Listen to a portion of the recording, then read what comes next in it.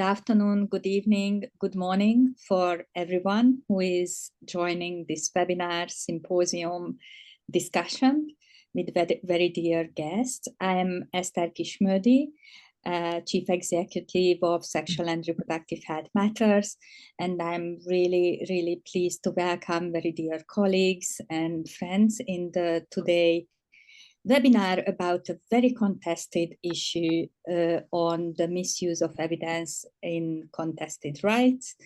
And it's about the commentary on the UN Special Rapporteur on Violence Against Women and Girls report on prostitution and violence. And obviously, this report is raising much larger issues as well that we will discuss with very esteemed colleagues and experts and persons on their own rights. I'm very pleased to introduce you to the moderator and the host of the today webinar, Susanna Fried, who is the co-director of the new initiative called Just Futures Collaborative. And she's formerly has been with CRIA and UNDP and other organizations.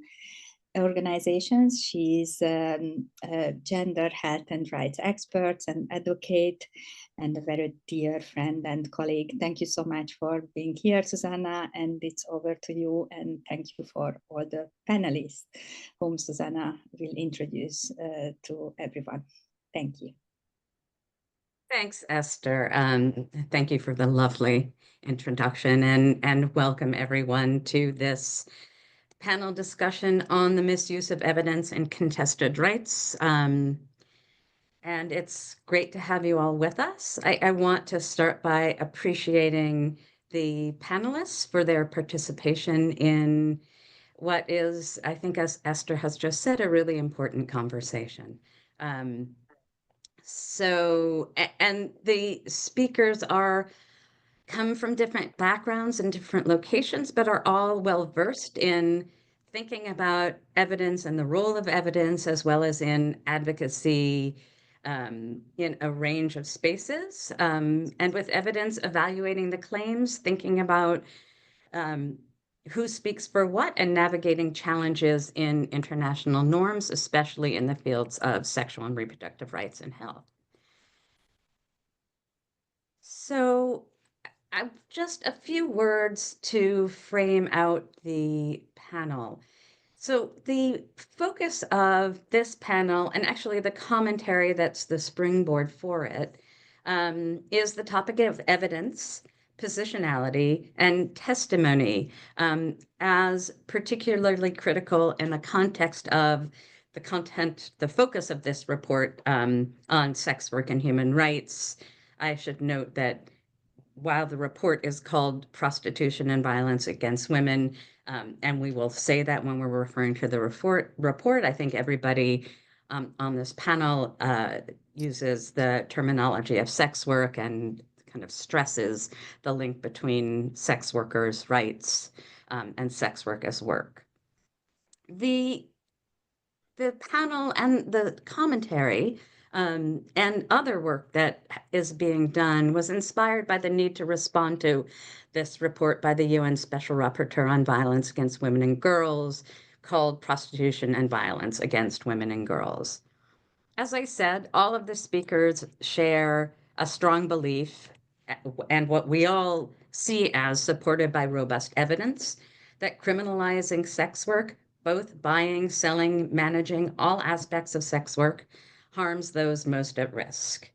Our position, as I said, is clear, or at least my position is clear, and I think everybody else's. Sex work is work. It should be fully decriminalized. All aspects, everybody engaged should be working in a non-criminalized context. And as we say in the commentary, and you'll hear the speakers talk about, we do believe that this is supported by a significant body of evidence, while the opposite, criminalization, has consistently been shown to cause harm. And not only, and in particular, it causes increased risk of violence against sex workers and also authorizes violence and discrimination against sex workers, particularly by state actors. And all of this, in addition, and kind of one of the places where the evidence is strongest is about the relationship between criminalization and risk of contracting HIV, reduced access to justice, especially for migrant sex workers, and restrictions on the ability to work legally in safety. We also situate this conversation within the broader global attack on human rights, and we'll speak to that. Some of the panelists will speak explicitly to that. And in that context, really stress the importance of accurate and transparent information from UN experts, especially when there are disagreements. And finally, the misuse of evidence undermines efforts to protect the dignity and freedom of all of us, including those who are the frequent targets, especially by state actors, of discrimination and violence, like sex workers. This is why many of us found the report quite troubling, and in addition, are concerned about its implications for UN human rights mechanisms, because they play such a critical role in shaping international standards. So just to introduce the speakers, and the information will also be in the chat. I'll be introducing them in order that they'll be speaking in the first round, and in the second round, we'll reverse the order. Our first speaker is Jules Kim, who is the global coordinator of the Global Network on Sex Work Projects, who's also been working on a separate commentary about the report, and Jules will also, I think, make reference to that. Jules will kick off the conversation. The next four speakers were the co-authors with me of the article on the misuse of evidence. And in the order they will be speaking, Ivana Radicic. Ivana is a research advisor for the Ivo Pilar Institute of Social Sciences in Zagreb, a lecturer at the University of Osijek, I probably mispronounced that, and adjunct faculty at the University of Arizona's Human Rights Practice Program. The next speaker is Esteban Restrepo Saldarriaga. Sorry, Esteban, if I didn't do justice to your name. Esteban is an associate professor at the Universidad de los Andes Law School in Bogota, Colombia. And next we have Rupsha Malik. Rupsha is an independent expert on sexual and reproductive health and rights, and someone who has long been engaged in work as a sex workers' rights activist and a sex workers' ally. And finally, Alice M. Miller, known to most of us as Ali. Ali is a professor in the practice at the Yale School of Public Health, an associate professor at the Yale School of Law, and the co-director of the Global Health Justice Partnership at Yale University. Just to say, there will be 2 rounds of questions. In the first round, there are specific questions for each of the panelists. In the second round, I'll ask 1 question and everybody will respond to that. Unfortunately, because we have an hour, we don't have time for Q&A, but we invite you to put your comments in the chat. And we will, at the end of the webinar, we will download the chat and we'll share it with all the panelists. And I just want to conclude by reiterating the significance of this discussion, and the importance of an open and critical engagement with these topics. And with that, I will turn to Jules.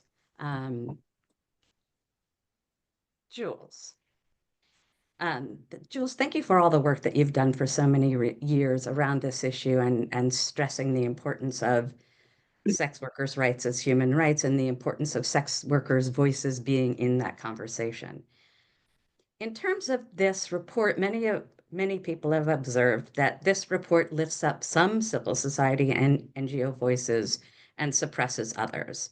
As someone who helped in this particular case, as well as in others, encourage sex worker groups to engage in the process of this report's development by making submissions and supporting others to make submissions.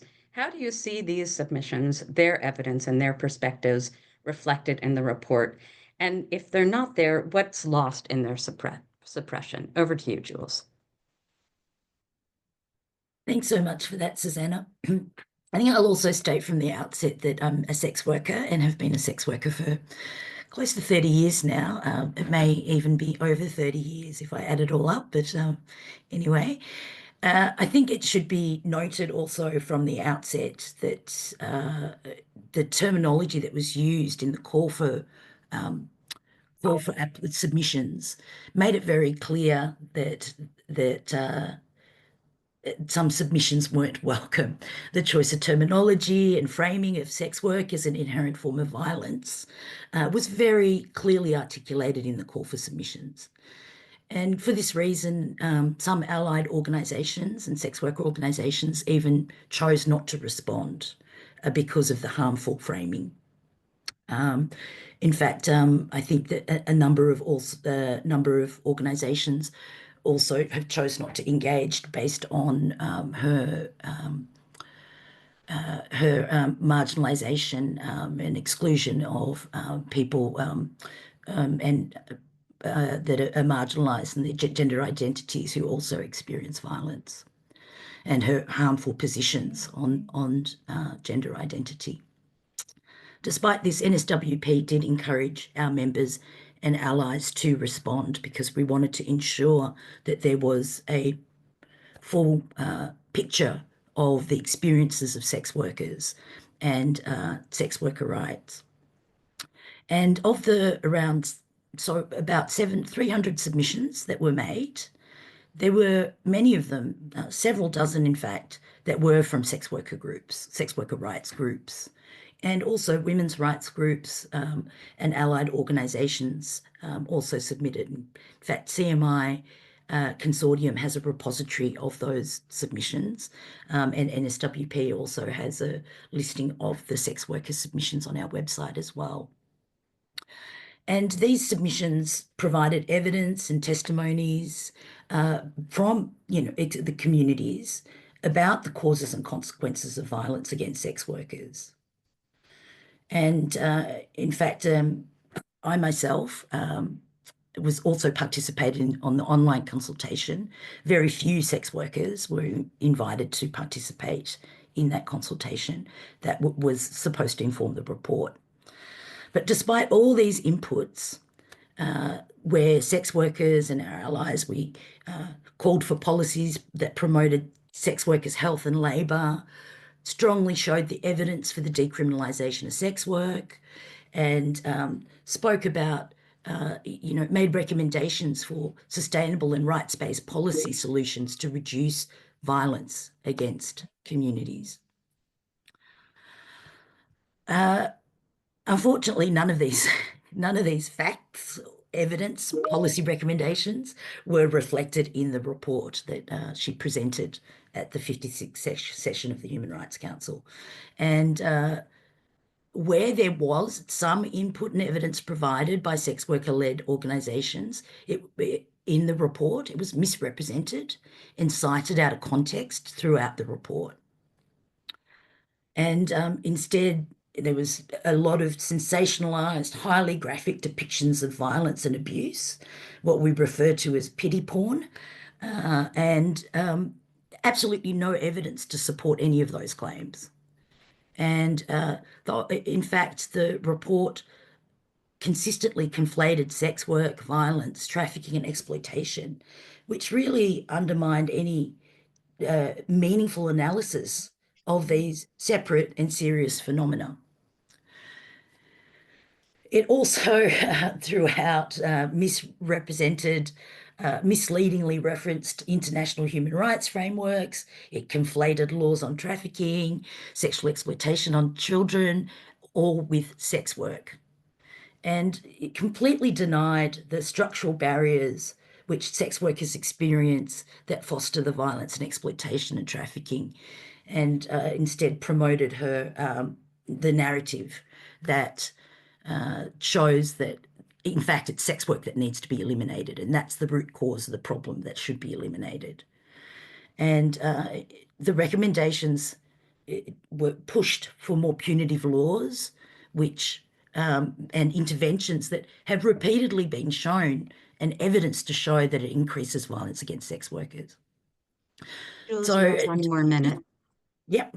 Just finally, I just want to talk about the report that, so Sexual Rights Initiative, SRI, and NSWP, so the Global Network of Sex Work Projects, we have also developed a critique of the SR's report to amplify the sex workers' voices and lived experience, which was highlighted in the submissions and excluded in the report. So this will be coming out soon, and will also be featured in the coming edition of SRHM. So the report goes into detail about the multiple issues and their impact on sex workers, as well as making recommendations for addressing violence and exploitation against sex workers. Thanks. Thanks so much, Jules, and I look forward to the joint NSWP and SRI analysis. So I'm now going to turn to you, Ivana. Ivana, as a former member of the UN Working Group on Discrimination Against Women and Girls, and in fact, part of the working group that also did a report on sex work and violence, you have an insider's understanding of how UN human rights experts how the UN Human Rights Council thematic reports are constructed, including their very careful grounding in evidence about human rights and human rights accountability. These mandates have accountability to the UN human rights system and to human rights more generally. This report interacts quite minimally with previous UN reports. Moreover, experts' reports usually look at challenges or problems in state practices that generate state and society practices that generate or accelerate discrimination and violence of human rights, while this report tends to focus more on men's culpability for violence against women and frames sex work as violence against women. From your point of view, how does this report depart from usual practice? Over to you, Ivana. Thank you, Susanna. So yeah, it departs in a few ways. So one, as you mentioned, the engagement with what has already been done by the other human rights bodies, particularly of the same kind. So when we do reports, we always look what, first of all, our mandate has done. So the previous members who were the mandate holders in our case, what other special reporters or independent experts or working groups have done, and the broader context of norm development and what is already there, including what other UN agencies have said. And this has not been done here. So really, the Special Rapporteur on Violence Against Women has not engaged with what you mentioned as our, it's not a report, we called it the guidance document on discrimination against sex workers, where we came to a different position. It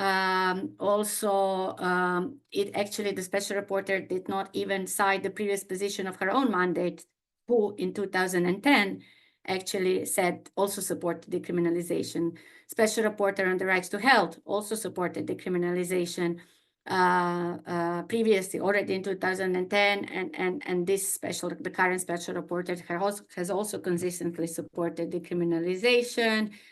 Special Rapporteur on Trafficking, Special Rapporteur on Contemporary Forms of Slavery. So there has already built the kind of consensus, a growing consensus. I cannot claim that the hard law is fully clear, but there has been a consensus over realizing the harms of criminalization and supporting decriminalization. So within the special procedure mechanisms, and of course, more broadly, if you look at different UN agencies, UNDP,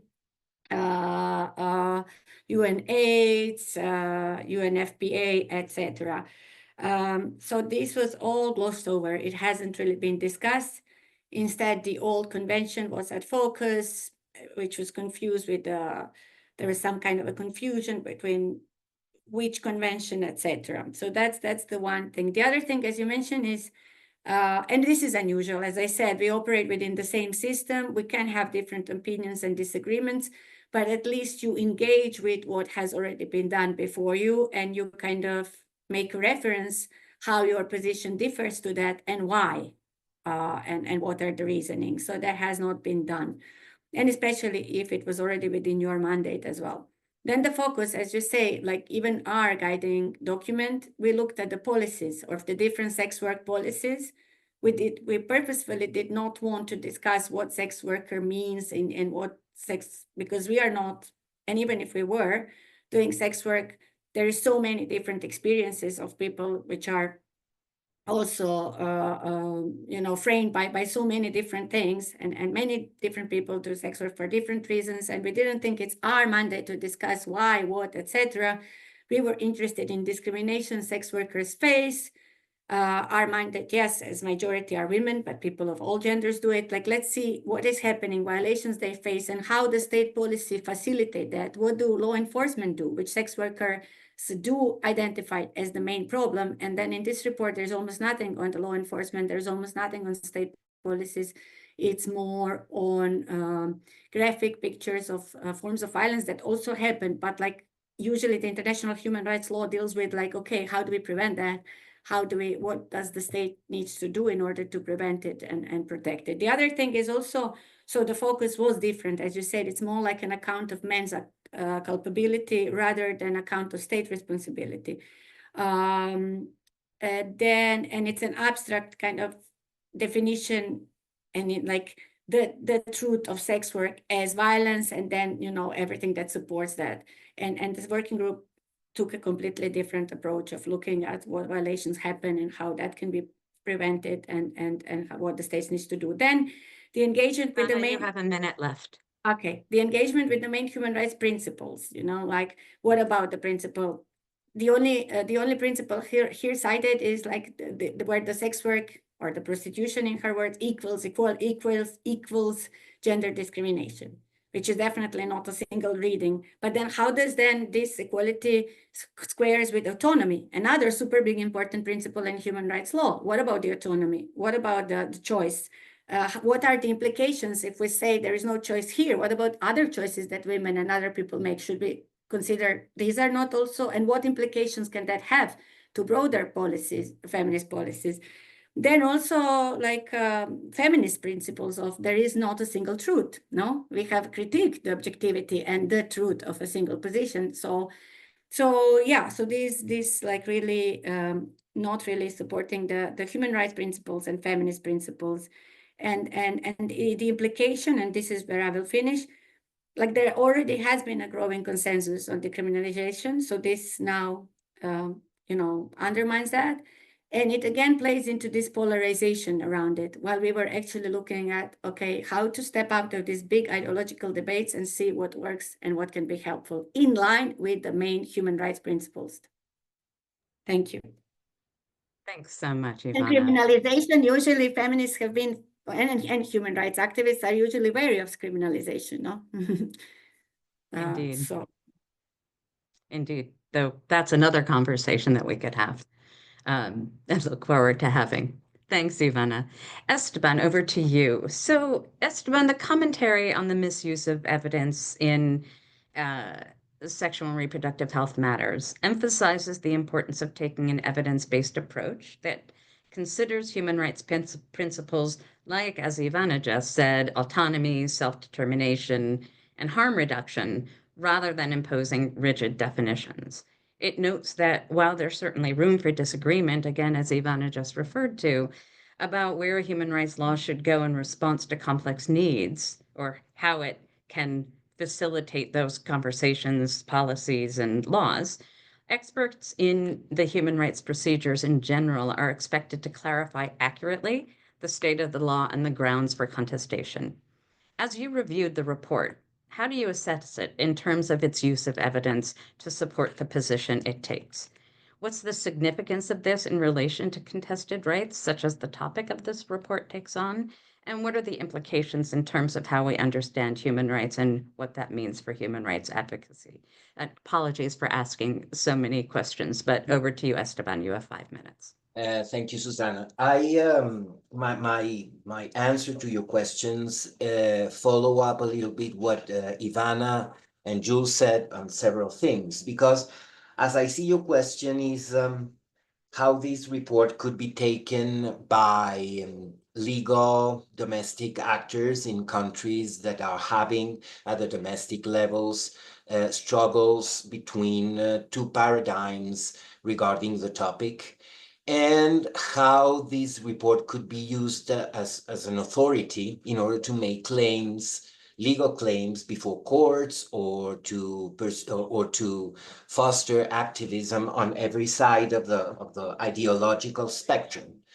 But the first thing is that the report in itself establishes a sort of methodology at several levels. The first one is the very legal one, and which troubles me a lot, because at the domestic level, generally, legal actors, courts, or even activists do not make very technical or sophisticated distinctions between what Ivana was saying is hard international law and what experts call soft law. Generally, the word of a special rapporteur is taken as establishing the state or principles of international law that could be used authoritatively at the domestic level as extant international law. So I think she's playing in this report with that authority. And my worry is that how she constructs at one level the state of international law regarding these topics is, as Ivana said and Jules said, as establishing something that is very contested as very hard, clear stated rules. And that could be taken, that's one level of evidence, pure legal evidence that could be taken by a domestic court as authoritative international law. The second methodology is how, more empirical evidence is used to make a sort of causal claims. One thing leads to another. Prostitution leads to sexual exploitation, then leads to human trafficking, and then she adds a number of social of evils. That is the relationship to pornography and other forms of violence. And these sort of causalities are supposedly supported in evidence that is cited in reports that were submitted to her. And if you find that, and the commentary says that if you read the reports, many reports were, as Ivana was saying and Jules was saying, cited out of context. Actually, they say other things. I do believe that this methodology is not unique to this field, but you find this sort of methodology in other contested rights areas in sexual and reproductive rights. The first thing is that this methodology, the use of evidence, how reports are cited, as Jules was saying, using media that depicts very scandalous and extreme cases as the general rule, I think that's something that is a textbook example of how a moral panic is produced. And we know criminologists and sociologists that study that say that the best way to bring criminal law into an area is to create a moral panic. And I do believe that it is a classic example. But the other way is that I find that the use of certain reports that say completely the opposite are taken out of context in order to support a completely contrary claim. It's a methodology that you find not only here, but that we should compare in other contested areas. For instance, I find you have 1 minute left. Yes, in the field of abortion, in the sense that abortion is not anymore a purely ideological morality thing, but a contestation of scientific paradigms. And so pro-life people are trying to empirically build the harms on women who decide to have an abortion. I find similarities in how evidence has been used in same-sex adoption, for instance. And so this forms part of a wider spectrum of how to proceed in very contested sexual and reproductive health areas. So I do believe that it's worth studying how she uses the evidence here and how it is used in other contested areas to make comparisons and try to establish patterns of how you intervene in former very morally charged issues to supposedly take out morality and replace it by a scientific standard by presenting evidence and I do believe that there are similarities to other contested areas. Thank you, Susanna.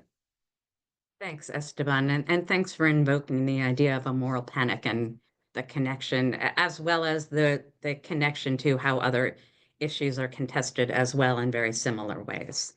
Rupsha, over to you. Rupsha, we note in the commentary the disputes and the debates over what are the emerging and best standards for state obligations and for whom in the diverse sex sectors around the world are matters of great importance, especially those who are in the sex industry who are so often the targets of abuse. You have many years of experience as a sex worker ally in India and more broadly in South Asia, and in fact, recently convened a South Asia Sex Workers Summit at the very time that the report was being released. What were some of the critiques that came up at the Sex Workers Summit about the report, especially in terms of representing sex workers' voices and perspectives?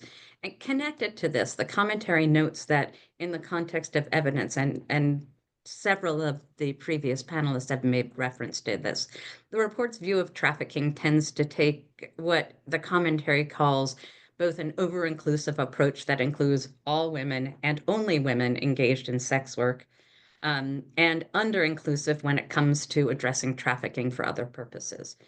What was the response to the report's equation of sex work and trafficking, and what do you see as the implications of this? Over to you, Rupsha.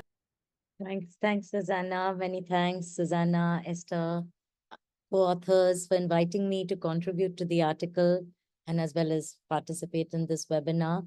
My contributions in the article as well as my remarks today are very much informed from my positionality as a long-time feminist ally of the sex worker rights movement for the past 2.5 decades. And of course, my long-term work at CREA that has been a long-standing ally of the sex worker rights movement and done much to bridge our own feminist fault lines on this issue.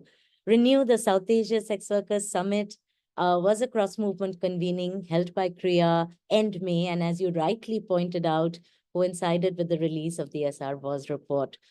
The position and the content of the report to those in the know of the processes initiated by the SR was not a surprise. I think what was surprising, however, was the sheer brazenness of presenting a report rife with biases, including the misuse and misrepresentation of evidence. And really, in a way, I feel calls into question the very credibility of the SR's mandate.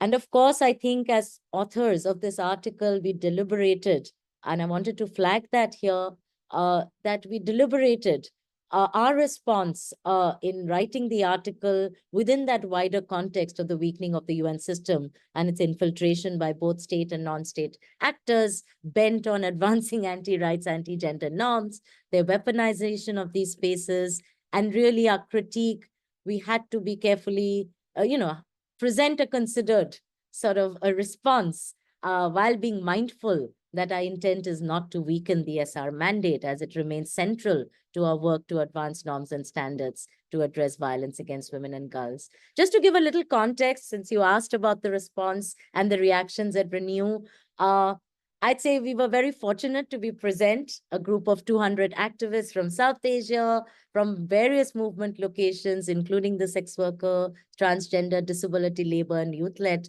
organizations and movements.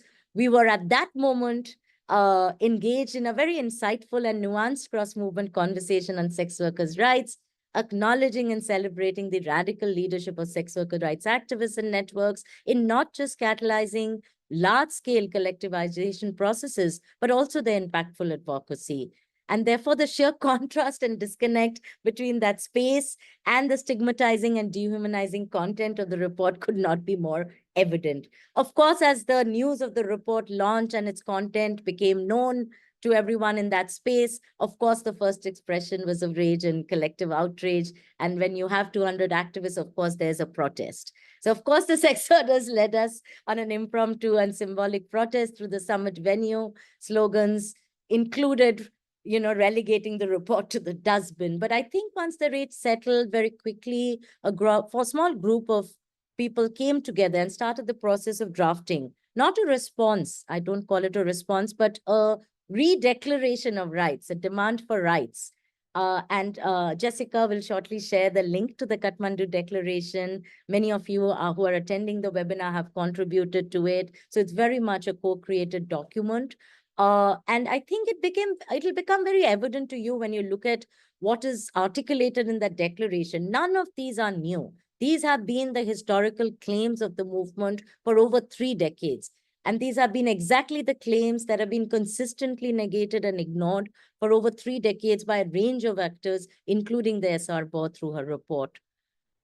I mean, I think it's very important to remember that the sex workers' rights movement, who've been very important teachers, I think, to all of us in the feminist space, have navigated a very complex sort of right claims, and they've done it with sophistication and nuance, none of which, of course, you'd see in this report.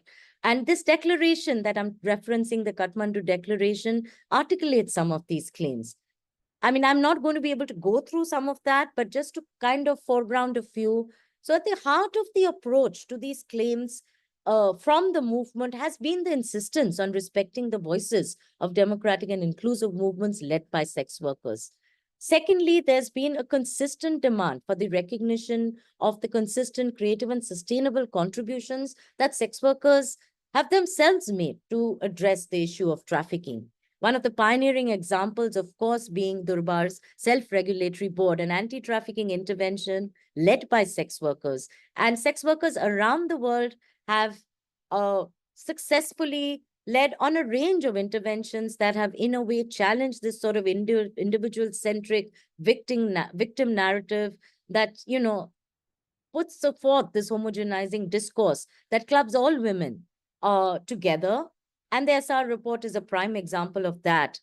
This idea that every person who's in the sex sector is trafficked and coerced into it, and therefore a victim of violence. I think the underbelly of this and the report is... So you have a minute left. The whole idea of sex work exceptionalism and the idea that sex work is more exploitative than other types of work. And this has profoundly not only shaped, I feel, the legal and policy responses with regard to trafficking, but I'd say it's kind of a circular thing. And at the same time, the anti-trafficking global legal regime to which this report will contribute continues to reinforce the culture of sex work exceptionalism. And so in that sense, Susanna, to your question, I think sex work exceptionalism is the underbelly of this over-inclusive, under-inclusive sort of narrative that we see in the report, that we call out in the article, and that sex workers have called out for decades.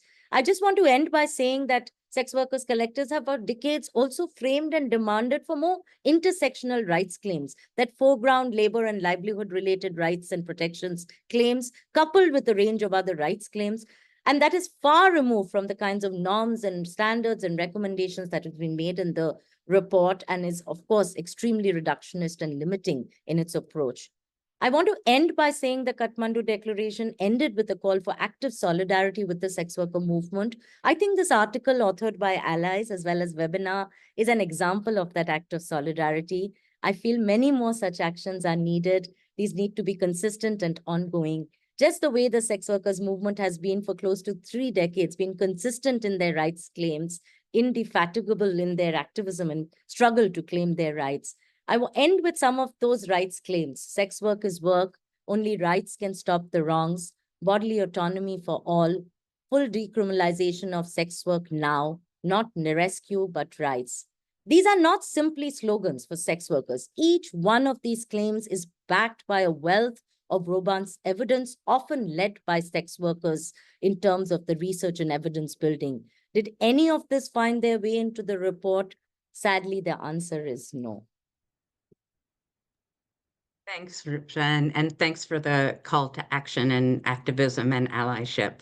You know, Rupsha, you mentioned the ways in which this report have the effect of delegitimizing the mandate itself. Turning to you, Ali, as someone who was not to say anything out of turn, but as someone who has been engaging in this process actually since the creation of this mandate, you know as well as anyone that the mandate has been critical for building the understanding of state responsibility for violence against women, with both documenting patterns of violations and legal analysis of how state responsibility can be better understood across a range of both state action and state failure to act. That's an important part of expanding our understanding of human rights.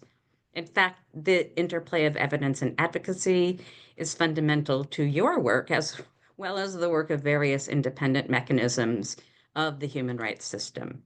The commentary notes that the deployment of evidence is central to this process, and the report, as all the other panelists have said, fails to meet a reasonable standard of evidence. From your perspective, what are the implications of this for the development of human rights practice and its use of evidence to support the policymaking process and our understanding of state responsibility, especially in the current context of broader challenges to a range of rights or even rights themselves? Over to you, Ali.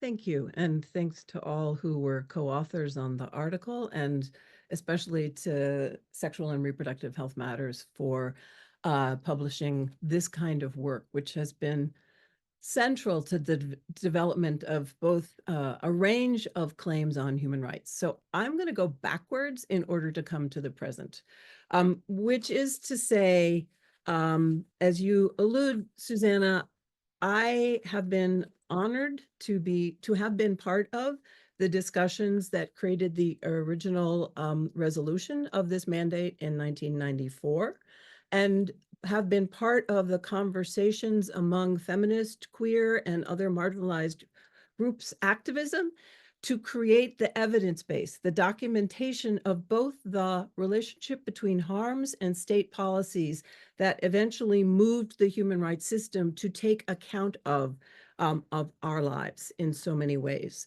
And so part of what I think I'd like to really focus on, as your question suggests, is the way that understanding state responsibility, a core element of human rights, exactly as Ivana said in her remarks, the need of the UN system speaks to states and its responsibility for creating the conditions where everyone can thrive with equality, with dignity, and with their freedoms.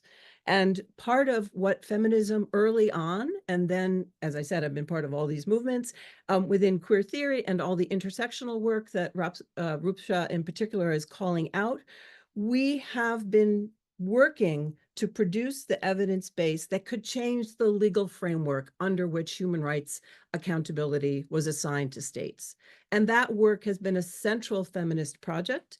It has been central to the first mandate holder, Radhika Kumaraswamy, the Sri Lankan human rights attorney, when she was developing the legal frameworks.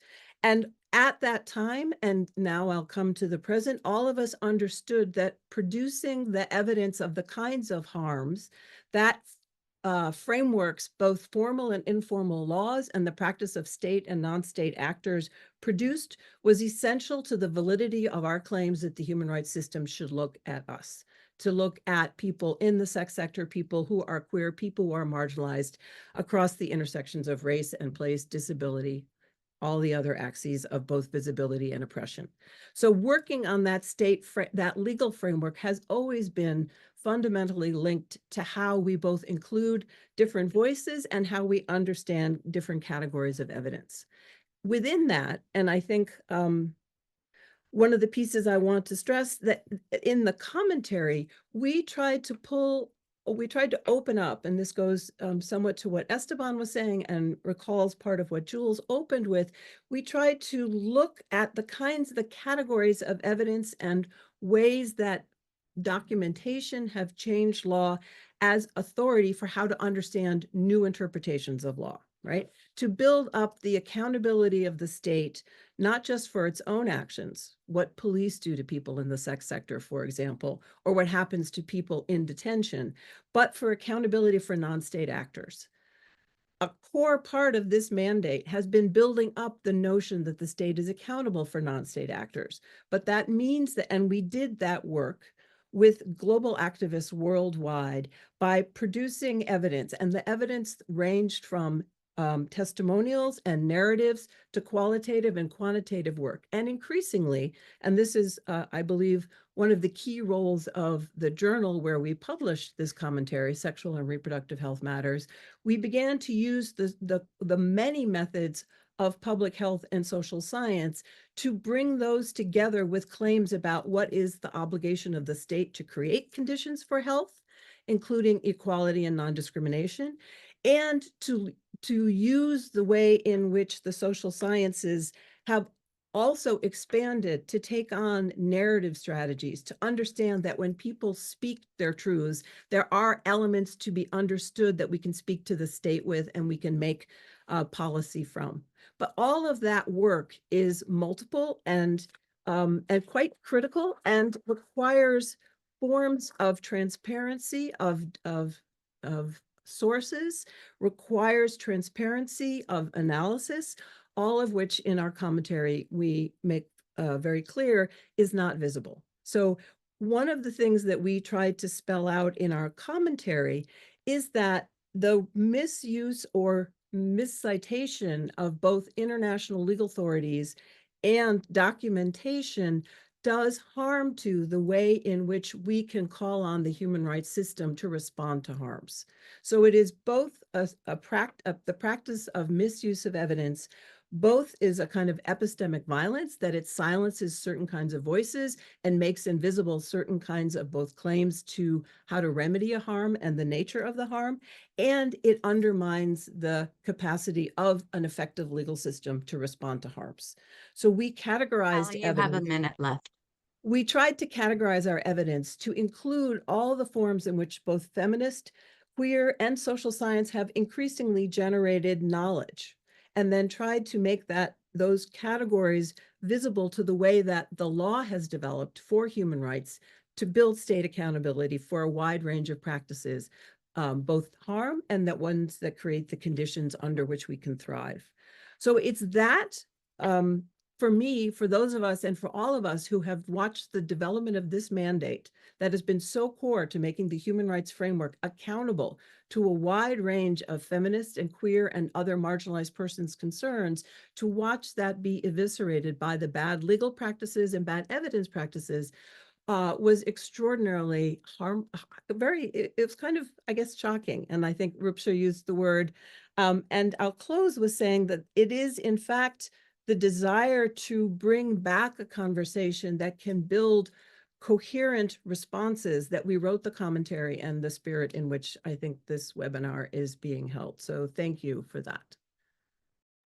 Thanks so much, Allie, and thanks so much to all of you for those insightful comments. And I think we've raised a number of issues that that talk about the implications of this kind of problematic use of evidence that we see all around us, as we see how it contributes to misinformation and disinformation. So I'm going to ask another question. I'll go in reverse order, and you each have 2 minutes. And this is kind of looking forward. We've discussed the importance of placing this report in the context of what it means for evidence gathering, for activists and activism, as well as the human rights system.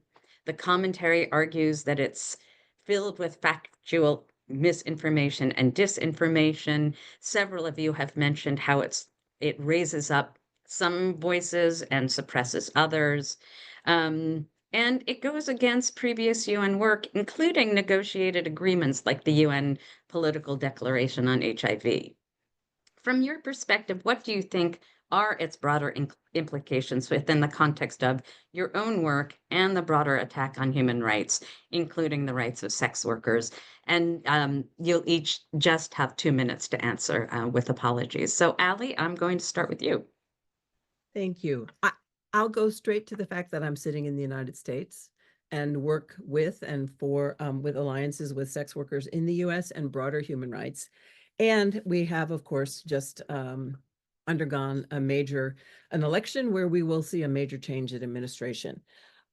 Janie Chuang has written long ago, the US tends to act as a kind of global sheriff in exercising its police powers around the world.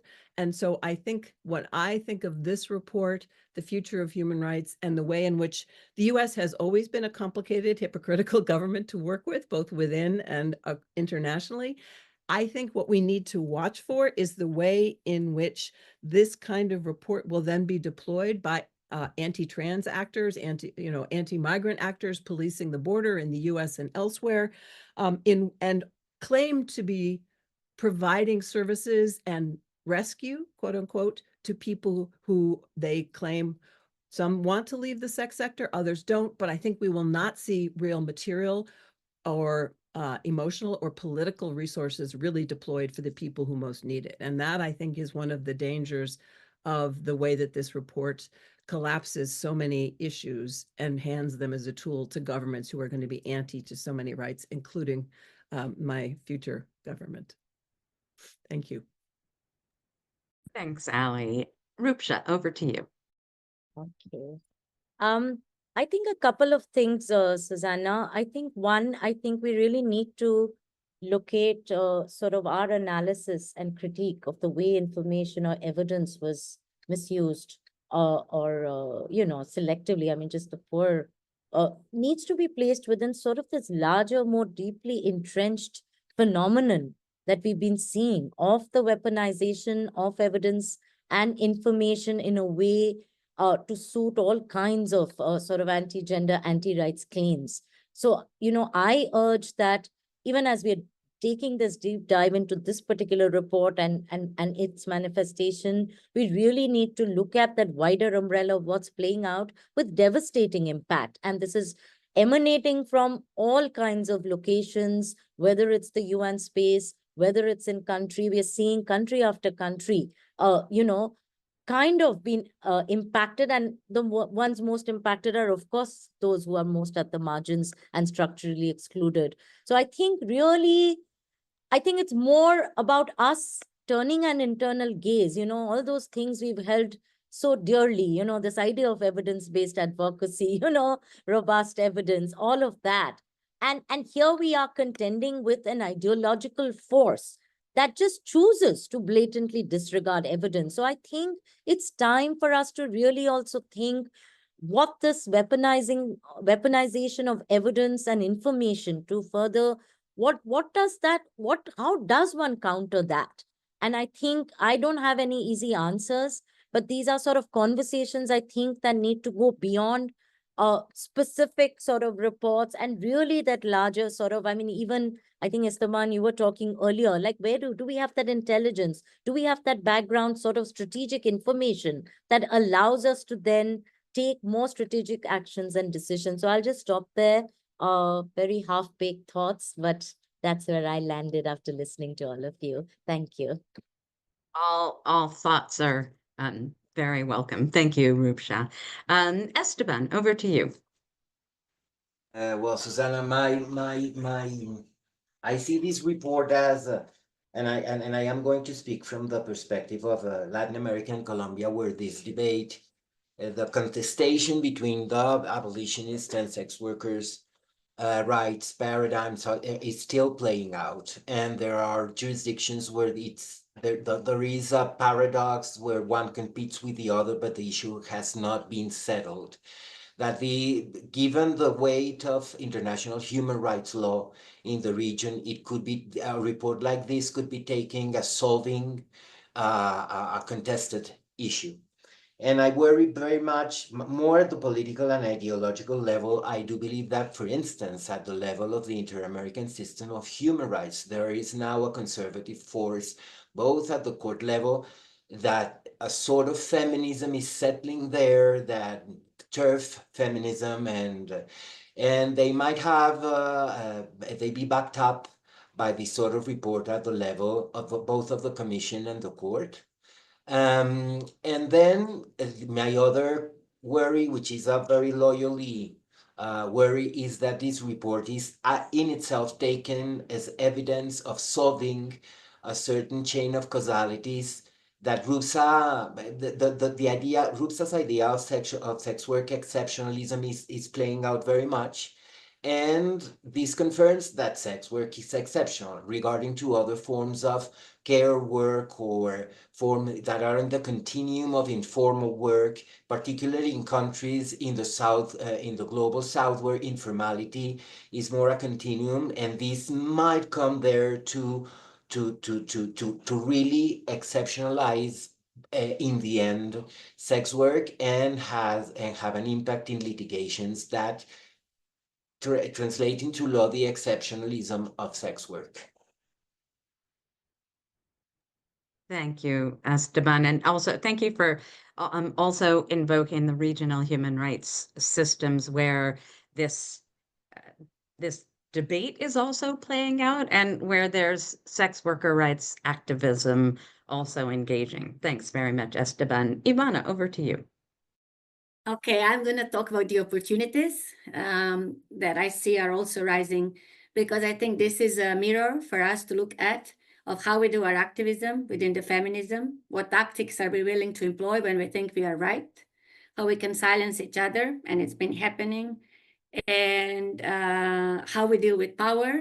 It asks us also to look at the UN. Where is UN now? And do we need to look at certain changes within the UN system as well?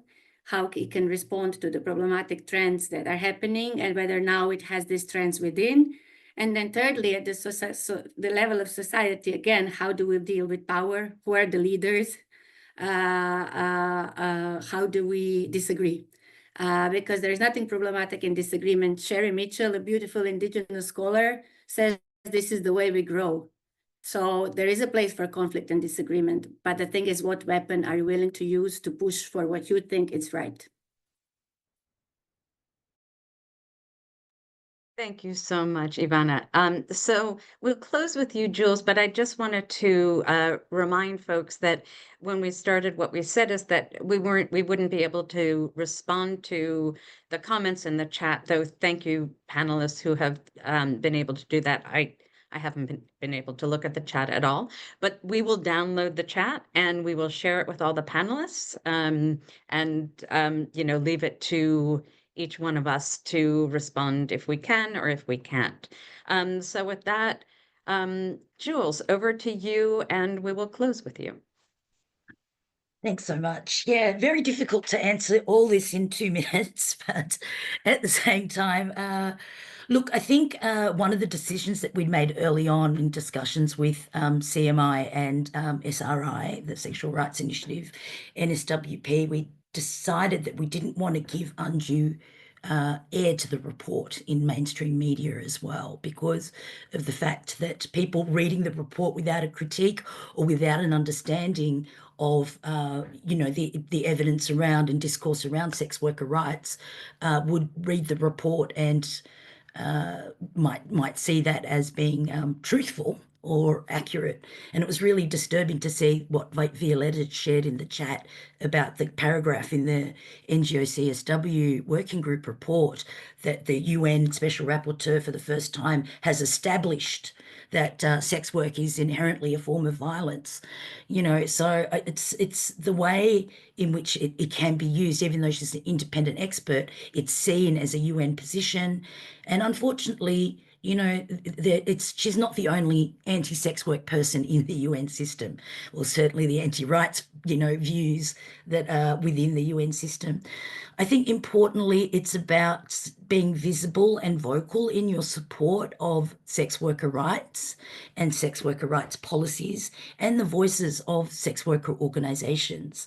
There is plethora of evidence and discourse around those issues that goes back decades in contesting the issues that she misrepresents in the report.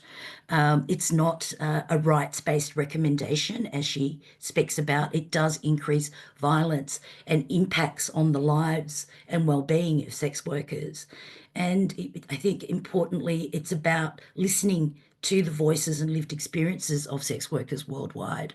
Unfortunately, they aren't reflected in that report or in the recommendations. So I would suggest that people share the commentary and also the critique that comes out so that we can at least get an oppositional position out there to this report.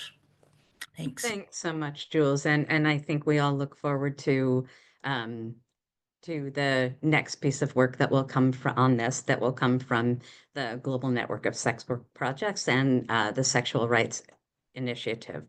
So we look forward to that. I want to end by thanking all the panelists for their really thoughtful, incisive comments, and I think particularly some attention to how do we move forward? What do we need to be doing? And I think, as Jules said, how do we do that in a way that really not just lifts up the voices of sex workers, but recognizes and responds to the leadership of sex workers in moving this, moving the conversation, moving the action forward.